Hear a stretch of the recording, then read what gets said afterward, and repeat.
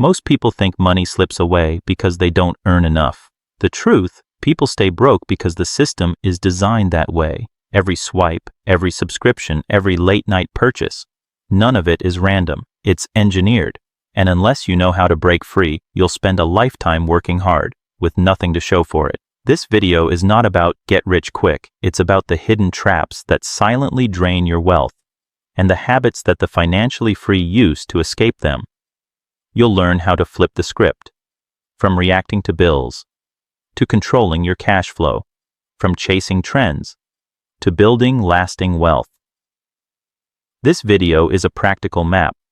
The 7 habits, why they work, and exactly how to copy them. Habit 1. Mastering your money mindset. Time over timing. When it comes to money, most people make the same mistake. They chase quick wins. They want the perfect stock pick, the right crypto at the right moment, or the magic investment that makes them rich overnight. But the truth is simple. Wealth isn't built by timing the market. It's built by time in the market. This is the first habit of wealth. Thinking long-term. It's about mastering your money mindset so you stop reacting to every headline and start letting patience and consistency work for you. Why time beats timing. Trying to predict the market is like gambling. It feels exciting, but it rarely pays off. Even professional investors struggle to time it right. But time is different. Time rewards discipline. Take 2 investors. Sarah starts at age 25, investing $200 a month for 10 years, then stops. Mike waits until age 35 and invests $200 every month for 30 years. By retirement, Sarah often has more money than Mike. She invested less, but her money had more time to compound. The lesson? Time is your greatest ally in building wealth. Thinking in decades, not days, the hardest part is training your mind to think beyond today. Our brains are wired for instant gratification. We want results now. But wealth is about decades, not days. Ask yourself, will this decision matter in 10 years? That single question shifts your perspective. Instead of chasing the latest trend, you'll focus on investments that grow steadily. Instead of panicking during a market dip, you'll see it as an opportunity. Instead of spending every raise, you'll save and invest part of it for your future. The long game always wins. Buckets of time. One practical way to adopt this mindset is to separate your money into time buckets. 3 years, safety. Emergency fund and near-term needs, keep it liquid. To 10 years, stability. Medium-term goals. Like a house down payment, invest conservatively. 10+ years, growth. Retirement and long-term wealth. Put this money into equities, index funds, or other growth vehicles. Buckets protect you from panic. When the market drops, you don't touch your 10+ year bucket because your short-term needs are already safe. Automation, the secret weapon. Discipline is hard. That's why the wealthy rely on automation. Automate transfers to your investment account every payday. Use employer retirement contributions if available. Increase contributions each time your income rises. Automation removes emotion. Your future gets funded automatically without relying on willpower. Anchoring to goals, not headlines. Markets rise, fall, and recover. Headlines will always scream crash or boom. If you let the news control your money, you'll make emotional mistakes. Anchor your mindset to your own goals instead. Write down a 10-year sentence. In 10 years, I will have +. Whether it's $500,000 invested, debt-free status, or early retirement, that sentence is your North Star. Common traps to avoid. Long-term thinking helps you sidestep traps that keep people broke. Present bias. Choosing short-term pleasure over long-term freedom. FOMO. Chasing hot trends instead of staying consistent. Panic selling. Selling during downturns instead of holding steady. Lifestyle creep. Spending more every time you earn more. The antidote to all of these is patience and a clear plan. Stories that prove it. Warren Buffett is one of the richest men alive, but most of his wealth came after age 50. Why? Because compounding takes time. Or take the classic example, someone who invests just $100 a month from age 20 to 30 often retires wealthier than someone who starts at 30 and invests $100 a month for life. Time, not timing, makes the difference. How to apply this habit right now? Write down your 10-year financial goal. Set up your time buckets: safety, stability, growth. Automate a transfer, even if it's only $50 a month. Review your goals once a year, not every week. When tempted by hype or fear, ask, will this matter in 10 years? Habit 2. Pay yourself first. Building automatic wealth. Most people work hard for their money, but they forget one simple truth. If you don't pay yourself first, you'll always be working for someone else. Bills, debts, subscriptions, and lifestyle expenses will eat away at your paycheck until there's nothing left. The wealthy know the opposite. Wealth is built by paying yourself first. This habit isn't about being selfish. It's about securing your future before the world takes its cut. Why this habit matters? Here's what usually happens. You get your paycheck, pay the bills, spend a little here and there, and then, if something's left, you might save or invest it. But more often than not, nothing is left. Paying yourself first flips that script. Instead of waiting to see what's left, you decide your future is the priority. The first transfer after payday goes into savings or investments, and only after that do you handle everything else. It sounds simple, but it's one of the most powerful wealth-building habits on earth. The psychology of paying yourself first. When you make this switch, something changes in your mind. You stop seeing savings as optional and start treating it as mandatory. Think about taxes. You never forget to pay them. They come out before you ever see your paycheck. That's how you need to treat your wealth. It's not a someday goal, it's the first bill you pay. And the payoff isn't a government service, it's freedom. The power of automation. The best way to make this habit stick is through automation. Set up a direct deposit from your paycheck into a separate savings or investment account. If your employer offers retirement contributions, like a 401k in the US, enroll and maximize the match. For freelancers or business owners, schedule automatic transfers the same day income hits. Automation is discipline without willpower. You don't have to think, remember, or resist temptation. The system does the work for you. How much should you pay yourself? The answer depends on your income, but here are benchmarks. Start small if needed. Even 5% of your income matters. The habit is more important than the amount. Aim for 20%. Many financial experts suggest saving and investing 20% of your income. Increase over time. Each time you get a raise, add a little more to your Pay Yourself First fund before upgrading your lifestyle.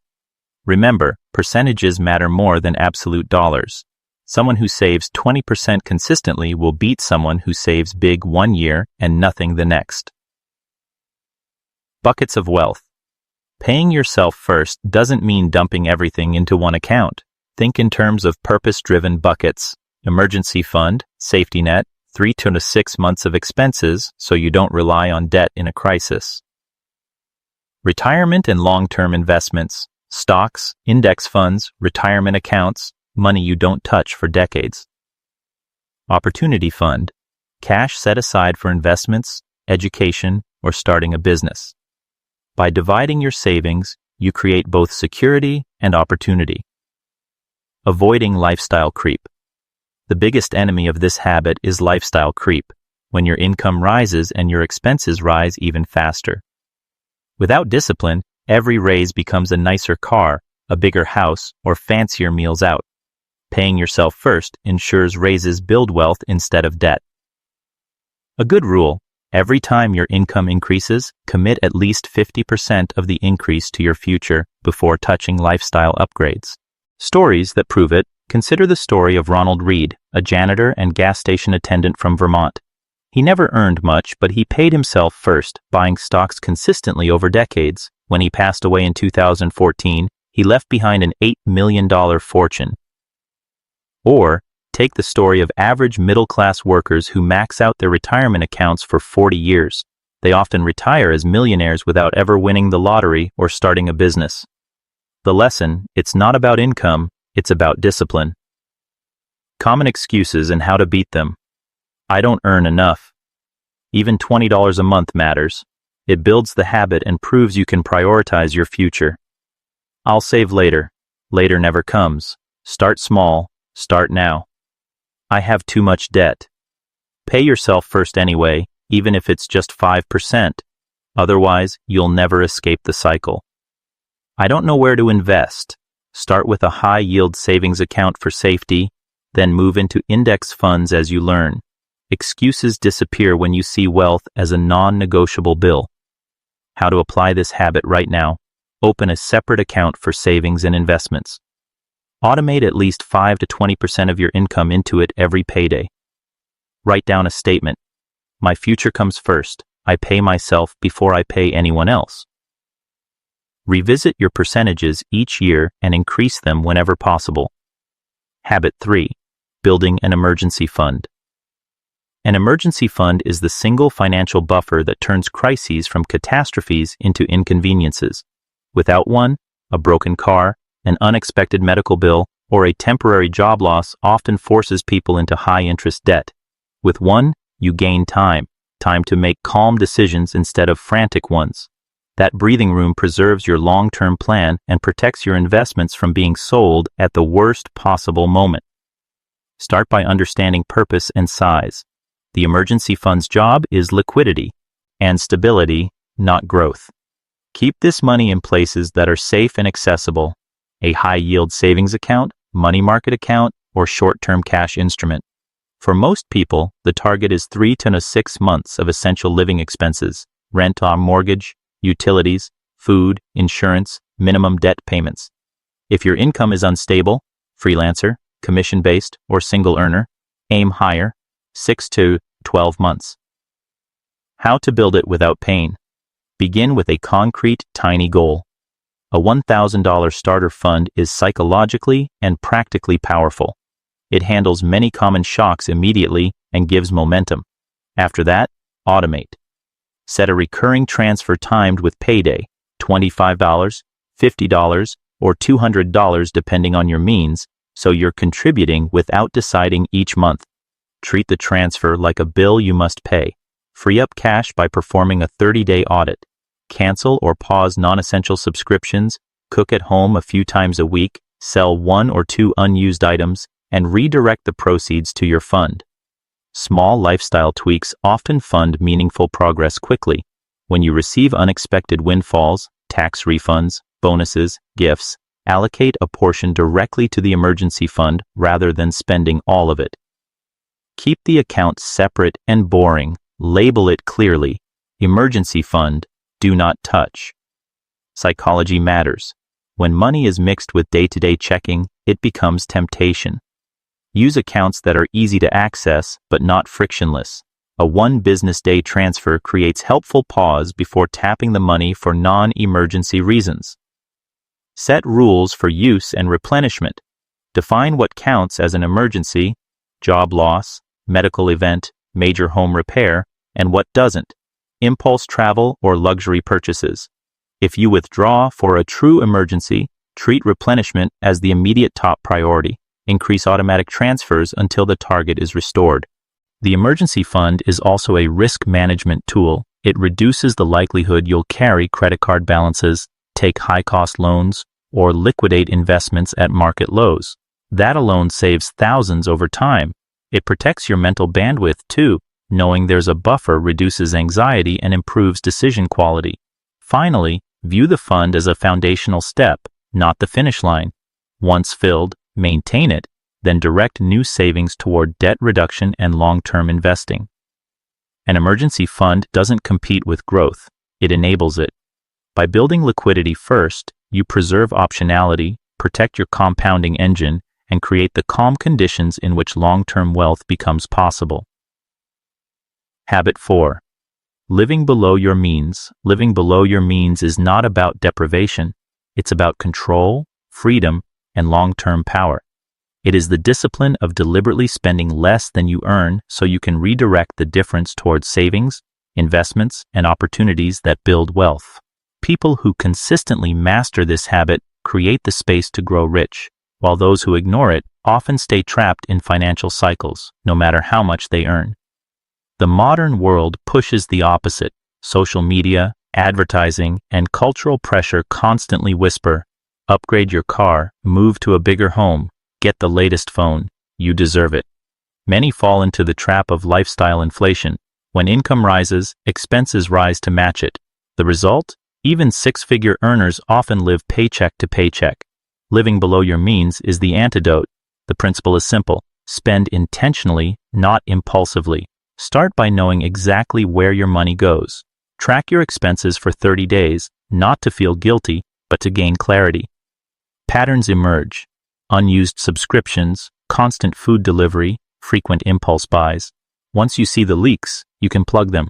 Small adjustments. Making coffee at home, cooking twice as often, canceling a $50 monthly subscription, free hundreds of dollars per month.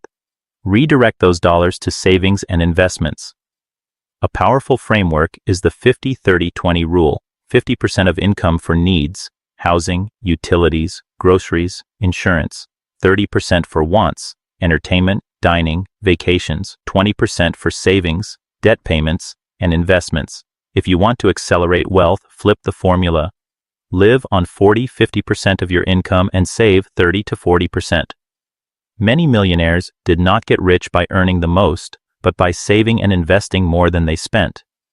Living below your means also requires resisting the trap of debt-fueled consumption. Credit cards and personal loans create an illusion of affordability, but chain you to interest payments that eat away your financial future. Before any purchase, ask, do I need this? Will it still matter in a year? Am I trading long-term freedom for short-term comfort? But here's the key. Living below your means should not feel like punishment. The goal isn't to cut joy from your life, it's to align spending with values. Choose what matters most and cut ruthlessly everywhere else. If travel excites you, allocate money there but drive a modest car. If family dinners are sacred, spend on food but skip luxury fashion. Wealth is built not by saying no to everything, but by saying yes only to what matters deeply. This habit compounds in two ways. Extra savings become investments. Money you don't spend gets to work in stocks, index funds, real estate, or business ventures, growing exponentially over time. Lower expenses reduce the wealth target.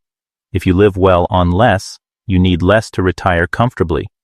Someone who can live happily on $3,000 per month achieves financial independence much faster than someone who requires $10,000. Living below your means is not a short-term sacrifice, but a long-term liberation. It creates breathing space, eliminates stress, and ensures that every raise, bonus, or windfall accelerates your progress rather than disappearing into lifestyle creep. Habit 5. Investing for the future. Simple, consistent, tax smart. Investing is the bridge between saving today and living comfortably tomorrow. It isn't speculation, gambling, or chasing headlines. It's the disciplined act of putting money to work in vehicles that have historically grown purchasing power over long horizons. The habit wealthy people share is not exotic picks. It's consistent, low-cost investing with tax awareness and a long horizon. Why investing, not just saving, matters? Savings in a standard checking account preserves capital but often loses purchasing power to inflation. Investing, especially in broadly diversified equity and bond funds, offers growth potential that outpaces inflation. Over decades, that growth compounds and turns modest monthly contributions into meaningful wealth. Core principles to adopt now: start early, start consistent. Even small regular investments compound into large outcomes. Time is the multiplier. Keep costs low. Expense ratios and fees drastically affect long-term returns. Prefer low-cost index funds or ETFs for your core holdings. Diversify. Don't overconcentrate. Use broad market funds for the core. Avoid putting too much in single stocks or hot sectors. Match risk to horizon. Money needed in 3 years should be conservative. Money for 10+ years can tolerate equity volatility. Use tax-advantaged accounts first. Employer 401k match, IRAs, Roth IRAs, and HSAs, if eligible, compound tax efficiently and often beat taxable accounts in after-tax returns. Practical allocation basics. A simple core satellite portfolio works well. The core is broad market index funds, U.S. total stock market, international ex-U.S. Satellites are smaller allocations to bonds, real estate funds, or targeted ideas. Example, conservative starter, 60% total stock market, 20% international, 20% aggregate bonds, adjust according to risk tolerant. C and horizon.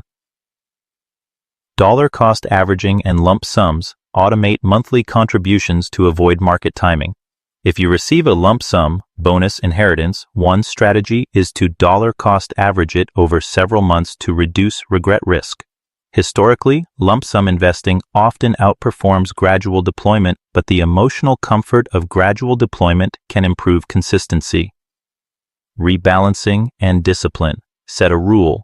Rebalance annually or when an allocation drifts by a preset percentage, e.g., plus 5%. Rebalancing forces a sell high, buy low discipline and keeps risk aligned with goals. Tax efficiency matters more than trying to outsmart the market. Place tax inefficient assets, taxable bond funds, REITs, in tax advantaged accounts and tax efficient assets, broad stock index funds, in taxable accounts.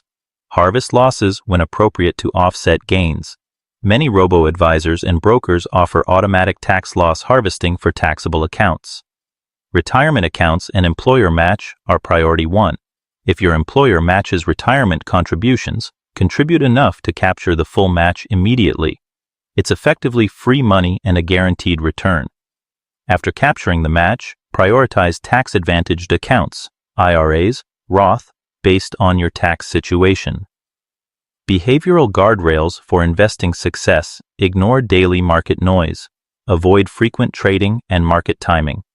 Fees and taxes compound against you.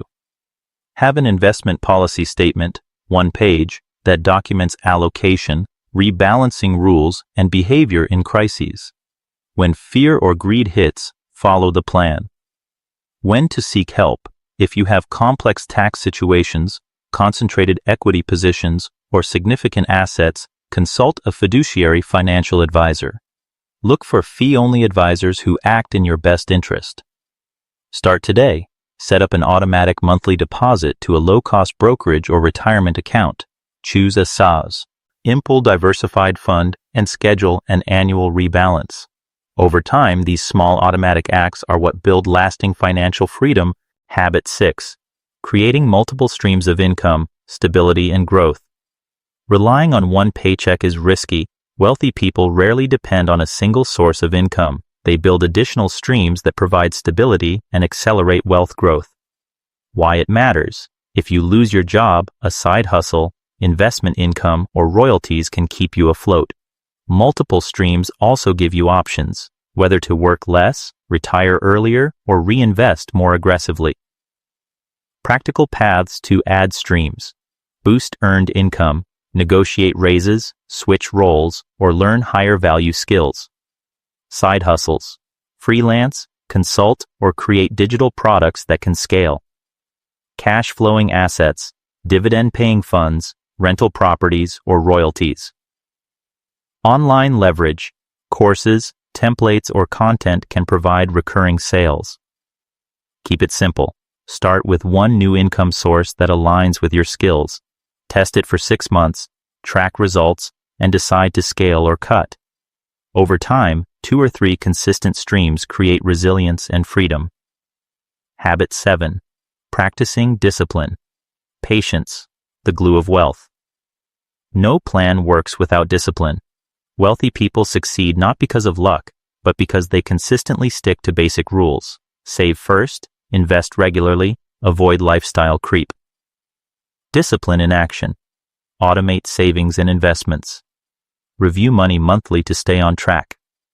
Follow rules instead of emotions during market swings. Patience is equally critical.